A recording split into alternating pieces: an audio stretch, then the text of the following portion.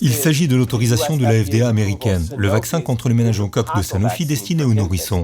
Ce vaccin a été approuvé pour les enfants, mais ils ont désormais assoupli cette restriction. Ils ont étendu cette autorisation aux enfants âgés de 6 semaines à 2 ans. Revenons à cette notice qui vient d'être approuvée par la FDA. Regardez les effets indésirables graves. Ce sont les essais de sécurité. Il est indiqué dans les études 1 et 2 qu'après n'importe quelle dose de la série de 4 doses, 5,3% des participants ont signalé des effets indésirables graves et 3,6% des participants ont signalé des effets indésirables graves pendant toute la durée de l'étude. Et il est précisé qu'il s'agit d'effets indésirables graves, et grave signifie généralement que cela peut vous tuer sur le coup. Si cela n'est pas pris en charge, cela signifie que c'est grave. Ce qu'ils disent ici, mes amis, c'est qu'on avait l'habitude d'entendre que les effets indésirables graves survenaient à raison de 1 sur 1 million lors de la vaccination. Il y en avait 1 sur 1 million. Or, ce produit est en train d'être approuvé et le taux est de 5,3 sur 100. Cela représente donc environ 1 sur 20. C'est 1 sur 20.